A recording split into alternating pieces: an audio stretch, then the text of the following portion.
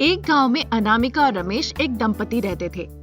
रमेश की माँ शारदा और पिताजी प्रसाद, वो दोनों खेती बाड़ी किया करते थे। रमेश डेली मजदूरी का काम करता था और अनामिका घर का देखभाल किया करती थी।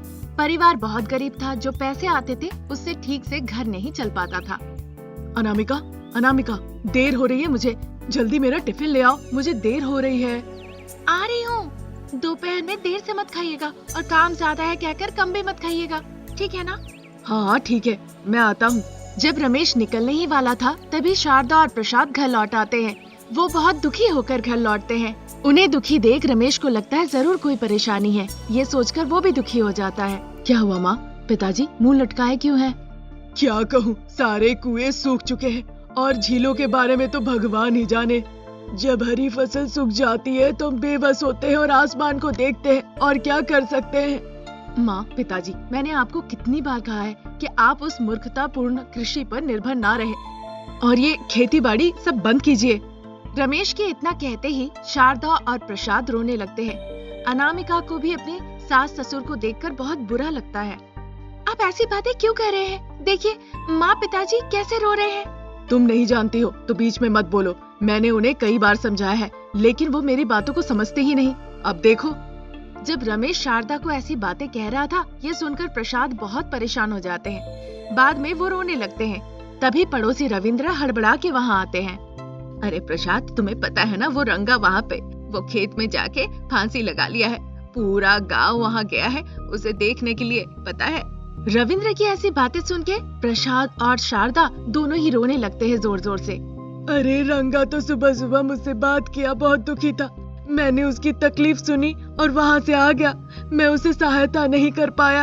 अभी तो हंस के बात किया था, अब उसकी लाश देखनी होगी। बेचारा, उसके साथ जैसा किसी के साथ ना हो। उसके बेटे ने उसे सहयोग नहीं किया। फसल उगाने के पैसे नहीं थे। वो बहुत दुखी था। खेत के रखवाली के वक्त वो अजीब सा गाना गाता था। अब देखो सब किस्मत। अरे रविंद्र, ऐसी परिस्थिति किसी को ना आए। प्रसाद, मेरे हाथ में भी कुछ नहीं है। मेरी फसल भी अच्छी नहीं है, पानी की एक बूंद नहीं। मिट्टी के खुशबू के बिना एक निवाला भी नहीं खा पाएंगे। कल मैं भी रंगा के तरह लटक ना जाऊं, यही डर है। ठीक है, चलो वहाँ चलते हैं, देख लेते हैं, कम से कम वहाँ अंतिम संस्कार में कोई परेशानी ना हो।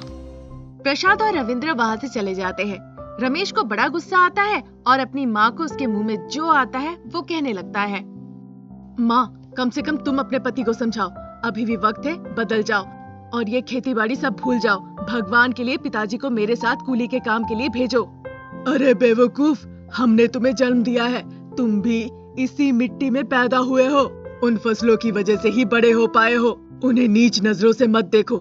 सुखाड़ आएगा तो जाएगा भी। बारिश होगी पर सूरज भी तो निकलेगा। अगर वो दर्द देता है तो दर्द दे के सोना भी तो देता है। ऐसी घटिया बात मत करो।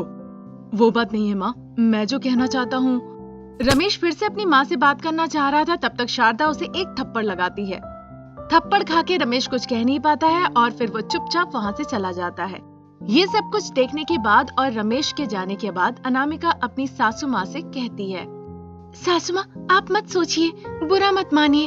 आप तो उनके बारे में सब कुछ जानते ही हैं। वो तो ऐसे ही है।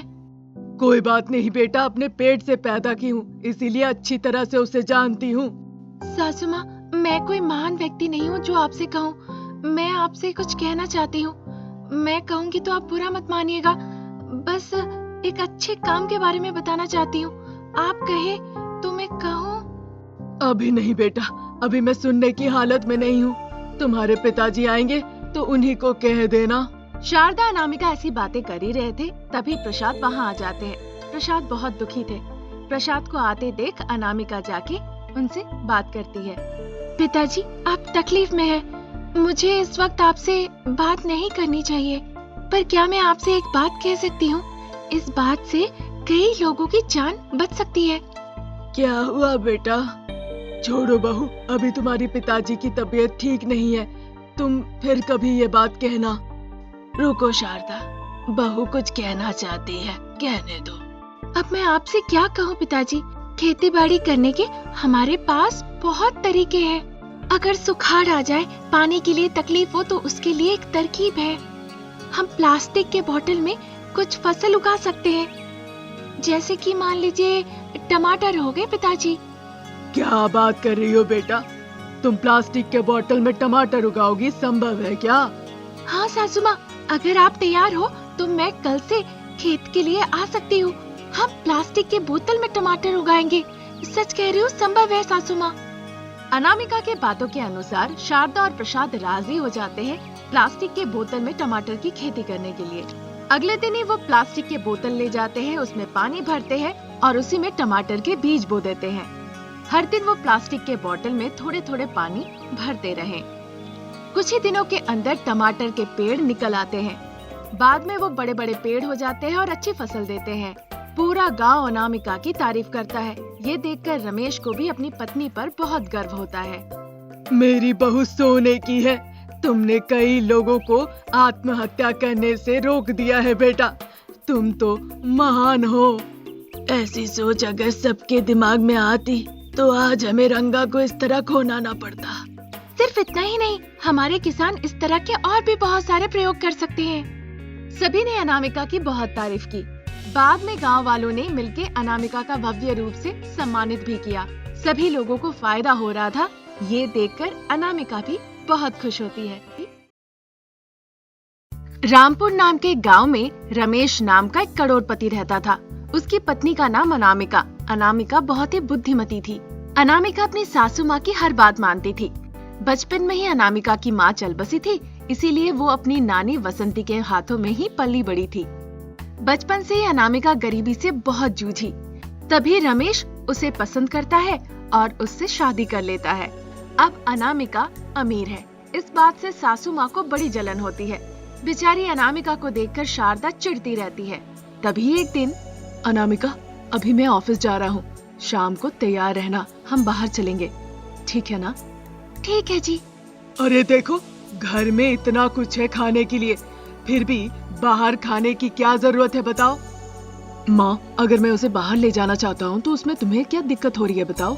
मैं ऑफिस के काम के सिलसिले में बहुत व्यस्त रहता हूँ, उसे कभी बाहर नहीं ले जा पाता हूँ, इसीलिए मैंने सोचा उसे आज बाहर ले जाऊंगा। अच्छा, अभी मैं चलता हूँ। रमेश के ऑफिस चले जाने के बाद शारदा अनामिका को देखकर बड़बड़ाने लगती है। शारदा के बेटे ने उसकी बहू अनामिका को बाहर ले जाने की बात की थी, इसीलिए शारदा दुखी थी। वो बर्दाश्त नहीं कर पा रही थी। सासू माँ, आपको कुछ चाहिए क्या? एक काम करो, थोड़ा जहर ला दो, तुम्हें मुझसे छुटकारा मिल जाएगा और कोई परेशानी नहीं रहेगी। क्यों सासू माँ, आप इस तरह से क्यों बातें कर रही हैं? क्या हो गया आपको? मैंने बस पूछा चाय चाहिए या कॉफी, आप ऐसी बातें कर रही हैं। इसमें क्या है, मैं तो ऐसी ही बातें करती हूँ, तुम्हें इसमें इतना बुरा क्यों लग रहा है? आजकल आप अपनी ऐसी चुभन भरी बातों से बहुत परेशान कर रही है। मेरा बहू बन के आना आपको पसंद नहीं था। आपकी ऐसी चुभन भरी बातों से मुझे बहुत तकलीफ होती है माँ।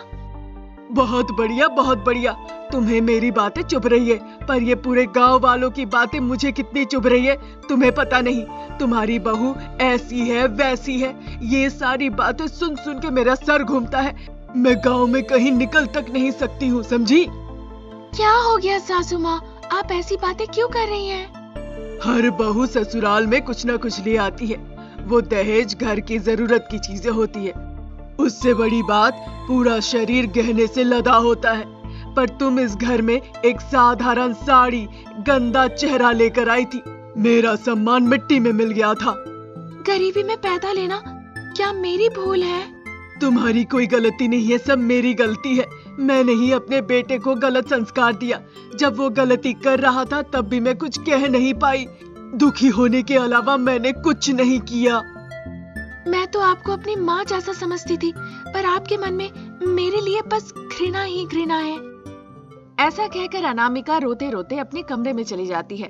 शारदा भी अपनी बहू की ऐसी बातें सुन के आग बबूला हो जाती है। सासू माँ अपनी बहू को खड़ी खोटी बातें सुना सुना के परेशान कर दी थी, पर अनामिका अपने पति को इस बारे में कभी नहीं बताए। उसे ये सब करना अच्छा नहीं लगता था। कुछ दिन निकल जाते हैं, तभी एक दिन रमेश कहता है, अनामिका, क्या हो गया तुम्हें? आजकल मैं तुम्हें देख रहा हूँ, थोड़ा अलग अलग दिख रही हो। तुम्हें किसी बात का बुरा लगा है? तुम दुखी क्यों हो? अरे ऐसी कोई बात नहीं है, मुझे थोड़ी नानी याद आ रही है। मैं चाहती हूँ एक बार जाके उनसे मैं मिल आऊं। अच्छा, तो तुम इसलिए दुखी हो? फिर तुम कल ही चली जाओ ना, जाके वहाँ पे कुछ दिन रह कर आओ। मैं तुम्हें हमेशा खुश देखना चाहता हूँ, इस तरह दुखी दुखी शांत नहीं। अनामिका अपने मायके चले जाती है। वहाँ उसकी नानी बसंती अपनी पोती को देखकर बहुत खुश हो जाती है। बेटा अनामिका, मेरी सोने की गुड़िया कैसी हो? इतने दिनों के बाद अब तुम्हें मेरी याद आई? नानी, मैं अच्छी हूँ नानी, माफ कर दीजिए मुझे, मैं इतने दिनों से नहीं आ पाई। क्या हुआ बेटा, तुम्हारी आंखें लाल क्यों है? तुम्हारा चेहरा लटका हुआ है। क्या तुम ठीक से खाना नहीं खा रही हो समय पे? तुम्हारी सासू माँ तुम्हारे साथ ठीक से बर्ताव नहीं कर रही है क्या? देख के लग रहा है बहुत दुखी हो। क्या हुआ बताओ मुझे। बसंती के पूछते ही अनामिका रोने लगती है फूट फूट के। अपनी सारी तकलीफें वो अपनी दादी माँ को खुल के बताती है। किस तरह उसकी सासू माँ उसे तकलीफ पहुँचा रही है अपनी कटु शब्दों से। ये सब सुन के बसंती को बहुत गुस्सा आता है। तुम चिंता मत करो, सब कुछ ठीक हो जाएगा। एक बार अपनी माँ की समाधि पर जाओ, तुम्हें कोई दिक्कत नहीं होगी, सब संभल जाएगा। मैं बोलना भूल गई थी, कुछ दिन पहले जब मैं घर की सफाई कर रही थी तो मुझे तुम्हारी माँ के कुछ सामान मिले। मैंने वो चीज तुम्हारे लिए संभाल के रखी है। रुको, मैं अभी ले आती हूँ, 1 मिनट। बसंती जाके अनामिका की माँ का सारा सामान ले आती है। उसमें एक कंघी था। उस कंघी को देखकर अनामिका फूट फूट कर रोने लगती है। ये मेरी माँ की कंघी है, कल से मैं इस कंघी का इस्तेमाल करूंगी। कल ही माँ की समाधि पर जा सकते हैं क्या? कल क्यों बेटा, चलो आज ही चलते हैं। बसंती और अनामिका कब्र के पास जाती है। अनामिका अपनी माँ की कब्र पर जाकर रोने लगती है। बसंती अनामिका को संतावना देती है। फिर उस कंघी को वो कब्र के ऊपर रखती है और अनामिका अपनी माँ से आशीर्वाद मांगती है।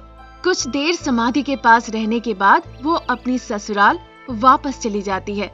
शारदा की बातें उसके मन में कांटे जैसे चुभ रहे थे। हो गया तुम्हारा घूमना, अब बता ही दो और कहाँ बाकी रह गया? क्या सासू माँ, मैं अपनी माँ की समाधि के पास गई थी और मैं कहाँ जाऊंगी बताइए? अच्छा ठीक है, मैं कुछ कहती हूँ तो उसका उल्टा ही समझती हूँ।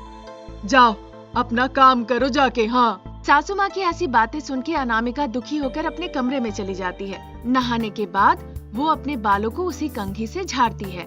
जब अनामिका अपनी माँ की कंघी से बाल झाड़ रही थी, बाल झाड़ने के दौरान उसके सर से कुछ बाल झड़के गिरते हैं। जो बाल गिरे थे वो सोने में बदल जाते हैं। ये देखकर अनामिका आश्चर्य हो जाती है। वो समझ जाती है ये एक मायावी कंघी है। फिर वो संभाल के उस कंघी को अलमीरा में रख देती है। अपने काम में लग गई। फिर वो उसे साड़ी की जरूरत पड़ी, इसीलिए उसने अलमारी खोला। वो देखती है कि पूरा अलमारी सोने की चीजों से भरा है। ये देखकर आश्चर्य हो जाती है। वो बहू क्या कर रही है इतनी देर से अपने कमरे में, ये देखने के लिए शारदा ठीक उसी वक्त उसके कमरे में जाती है। सोने से भरा हुआ अलमारी देखकर वो भी आश्चर्य हो जाती है। उसे लगता है कि बहू ये लेकर आई है। ये सोचकर वो उत्साहित हो जाती है। अरे बाप रे, इतने जेवर! मुझे पता था अनामिका, तुम मेरी सोने की बहू हो। इतने सारी चीजें लाके तुमने बहुत अच्छा किया है। आज तक किसी ने ऐसा नहीं किया है। इतने तोहफे तुम ले आई हो, मैं बहुत खुश हूँ। अब मैं सर उठा के गांव में घूमूंगी। शारदा बहुत खुश होती है। अनामिका अपनी सासू माँ की खुशी देखकर वो भी खुश होती है। उस दिन से बिना किसी परेशानी के सास बहू खुशी खुशी रहने लगती है।